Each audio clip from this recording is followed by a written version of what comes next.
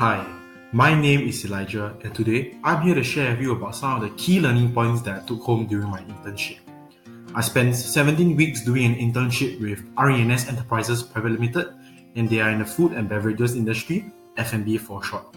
So without further ado, let's kick things off with the background of RENS and the F&B industry. But RENS was incorporated in 1988, priding themselves in selling authentic Japanese cuisine. They have grown over the years to an employee base of 1,400 employees, and they are home to 19 unique F&B concepts, and they have over 60 outlets in Singapore spread island-wide. RENS seeks to grow their influence in Singapore and to deliver unique Japanese cuisine to each and every customer that comes through their doors. While for the F&B industry, they have over 7,260 establishments, and they have generated some 3.2 million in revenue for Singapore. The F&B industry also contributes to 0.8% of Singapore's GDP.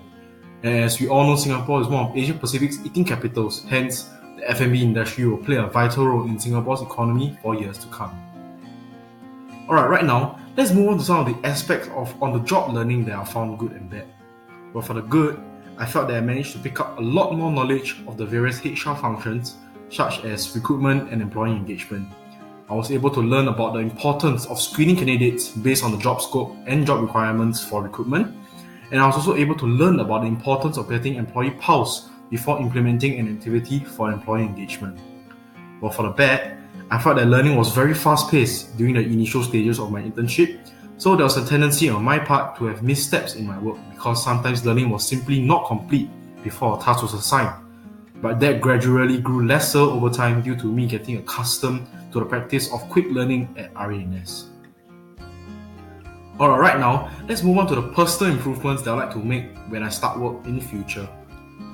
While I certainly hope that I'll be able to hone my ability to adapt and be multi-skilled in future, I feel that being able to adapt is an ability that sets apart because I believe that employers value that they can place their employees anywhere and still be able to trust that they can get the job done well.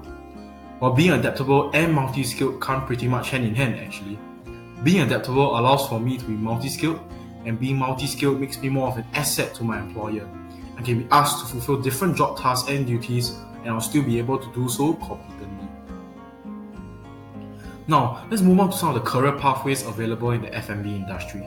Well, for the F&B industry, some of the career pathways will lead to you becoming a store manager or even an overall in charge of the operations from a corporate level.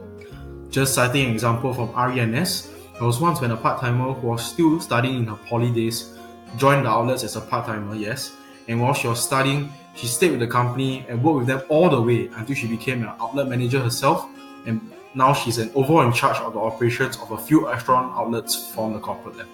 So this is just a positive example of a good career pathway in the F&B industry.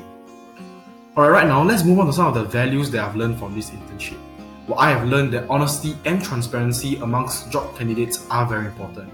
If a potential candidate that is being interviewed is found to be dishonest with the information provided by himself or about past employment, regardless of whether he's a perfect fit for the job or not, he or she should be rejected without question. I say so because being dishonest when working cannot be condoned because lying could potentially cause damages to a company. For example, lying about stock count or sales figures could incur a financial cost. Hence, it's an interviewer's job to ensure that no dishonest person comes to work for the company. Now moving on to the final golden question, which is, will I pursue a career in this industry?